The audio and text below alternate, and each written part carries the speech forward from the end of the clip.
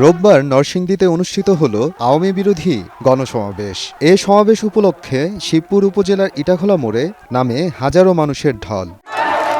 বিকেল নামতেই বিভিন্ন এলাকা থেকে মিছিল আসতে থাকে সমাবেশ স্থলে। স্লোগানে স্লোগানে মুখরিত হয়ে ওঠে বিশাল ময়দান। সমাবেশে সভাপতিত্ব করেন উপজেলা বিএনপির সহসভাপতি আবু তাহের খন্দকার। প্রধান অতিথি ছিলেন শিবপুর উপজেলা বিএনপির সভাপতি ও নরসিংদী ৩ আসনের মনোনয়ন প্রত্যাশী আবুল হারিস রিকাবদার এবং প্রধান বক্তা ছিলেন বিএনপির জাতীয় নির্বাহী কমিটির সদস্য আকরামুল হাসান মিন্টু। গণসমাবেশে উপজেলা বিএনপি এবং অঙ্গ সংগঠনের নেতাকর্মীরা উপস্থিত ছিলেন। সীমাহীন দুর্নীতি লুটপাটের বিরুদ্ধে প্রতিবাদ করতে গিয়ে আমাদের নেত্রী দেশনেত্রী বেগম খালেদা জিয়া দীর্ঘ প্রায় 7 বছর কারাবরণ করেছেন, কিন্তু একদিনের জন্য আপোষ করেননি।